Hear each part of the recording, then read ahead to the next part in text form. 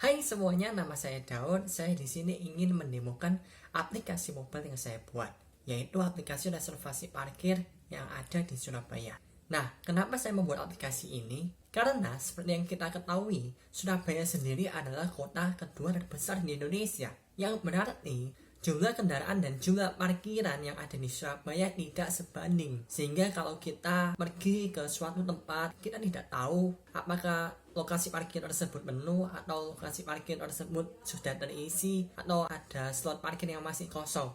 Dan saya berpikir mengapa kita tidak membuat aplikasi yang bisa memantau jarak antara kita dengan lokasi parkir, ataupun kita bisa memantau slot parkir yang ada di lokasi parkir tersebut. Nah, pada aplikasi mobile ini saya buat menggunakan Flutter, yaitu framework yang dikembangkan oleh Google yang bisa digunakan pada cross-platform, yaitu platform Android dan iOS, dengan hanya code base tunggal. Maka saya membuat aplikasi mobile yang bernama Funnel Parkir, yang berguna untuk melakukan reservasi parkir secara online tanpa harus datang terlebih dahulu ke tempat lokasi parkir tersebut. Aplikasi mobile ini dapat diakses dengan mudah dan gratis di Play Store di HP Android. Dengan memiliki aplikasi ini, kita dapat lebih mudah untuk membuat keputusan di mana kita mau memarkirkan kendaraan kita. Harapan kedepannya, aplikasi ini dapat menjadi aplikasi platform reservasi parkir terbesar di Indonesia. Nah, sekarang mari kita lihat demo aplikasi mobilenya. Kita sekarang telah membuka tampilan dari HP Android kita, lalu kita bisa masuk ke dalam aplikasi Funnel Parkir dengan menekan icon aplikasinya. Maka akan muncul tampilan halaman login. Di sini kita jika belum pernah mendaftarkan diri, maka kita harus menekan tombol daftar terlebih dahulu. Kita bisa memasukkan email dan password untuk mendaftarkan diri. Semisal saya memasukkan nama dano@gmail.com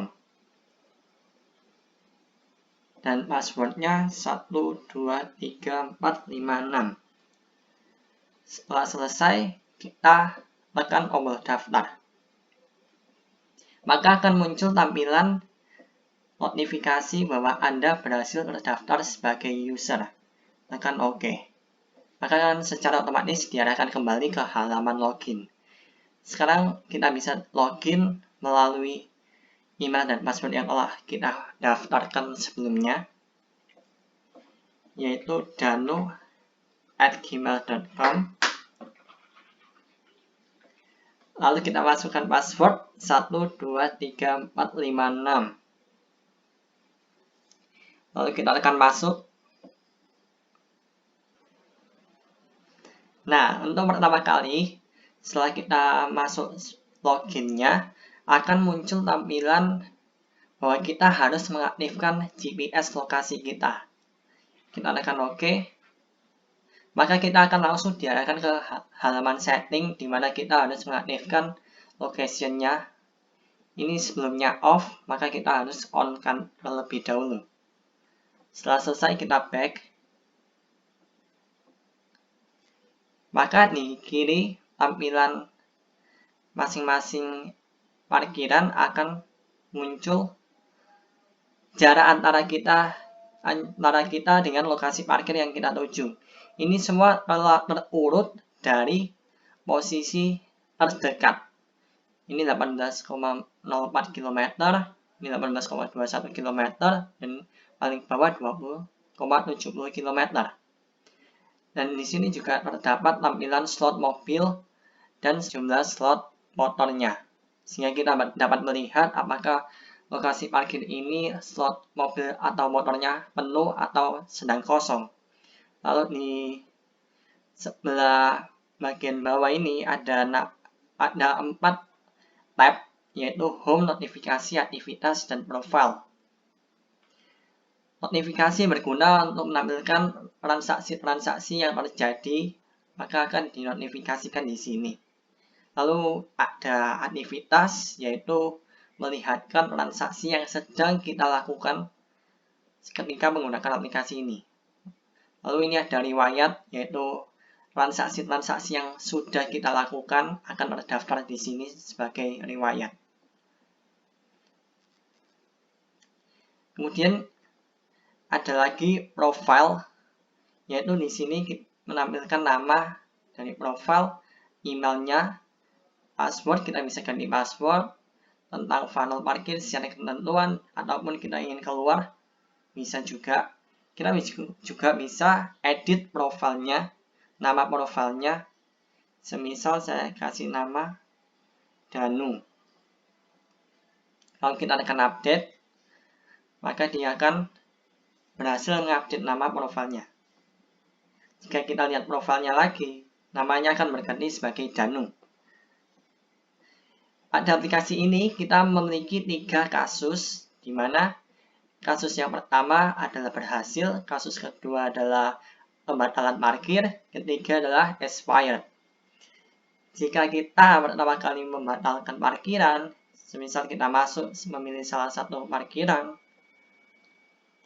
dan kita memilih kendaraannya terlebih dahulu, semisal saya memilih mobil, kita pemesanan, kita kembali ke dashboard. Nah, sekarang slot mobilnya akan berkurang menjadi 9, yang sebelumnya adalah 10. Lalu kita lihat notifikasi, akan muncul tampilan pemesanan baru telah dibuat. Lalu kita lihat aktivitas, akan muncul tampilan transaksi yang baru saja kita telah lakukan, yaitu pemesanan slot mobil. Jika kita melakukan pembatalan parkir, kita tekan dulu, apakah Anda yakin melakukan pembatalan? Iya. Maka akan hilang transaksinya di aktivitas ini, lalu slot akan kembali menjadi 10 dan akan tercatat di bagian riwayat sebagai status, yaitu cancel, yaitu pembatalan. Kemudian kasus yang kedua yaitu expired, dimana jika kita melakukan pemesanan booking tetapi lebih dari 1 jam atau 30 menit. Kita semisal memesan slot parkir, lalu kita tidak datang sesuai dengan waktu yang ditentukan, maka slot parkir akan hangus. Pada aplikasi ini, saya menggunakan simulasi sebanyak 90 detik, sekitar 90 detik, sehingga kita tahu apakah nanti akan muncul notifikasi atau tidak. Sekarang kita akan coba untuk melakukan pemesanan, lalu kita akan biarkan selama 90 detik, maka akan muncul notifikasi jika telah 90 detik kemudian. Kita semisal pesan mobil lagi, kembali, maka kita akan coba tunggu 90 detik akan muncul notifikasi atau tidak. Notifikasi ini akan muncul di bagian atas dari device Android kita.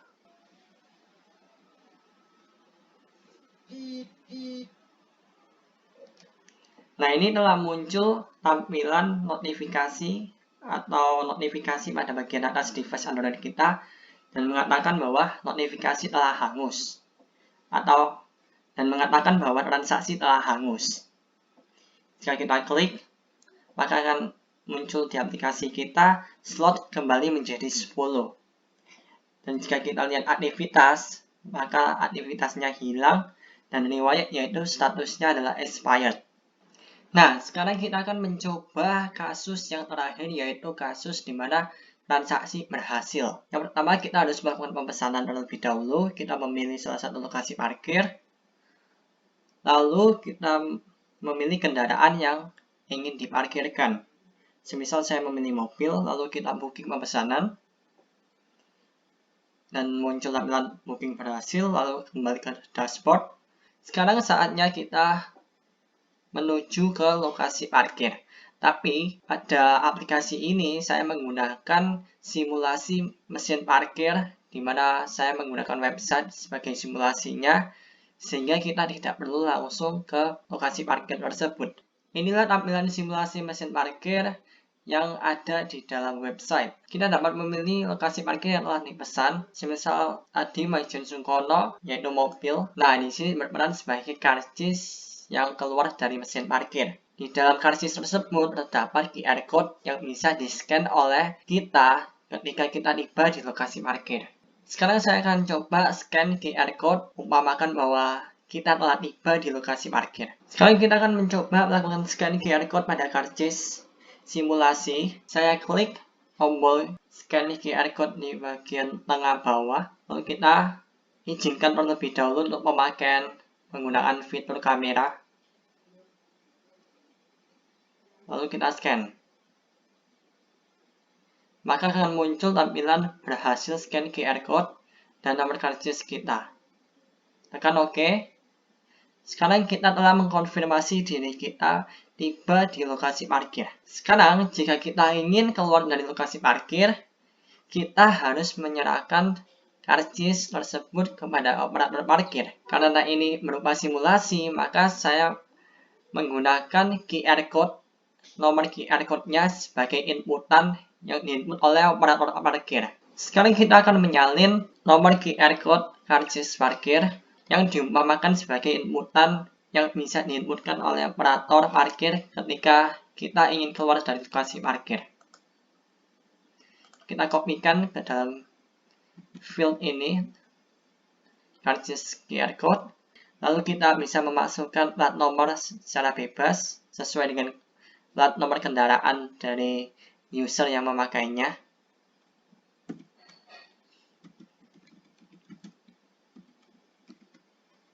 Lalu kita tekan konfirmasi karcis. Jika karcis tersebut sama dengan yang ada di dalam sistem, maka akan muncul tampilan sukses atau berhasil. Tekan OK. Maka jika kita lihat di tampilan aplikasi kita, slot parkir akan kembali seperti semula, yaitu menjadi 10 kembali. Terima kasih telah melihat program demo saya. Sampai jumpa.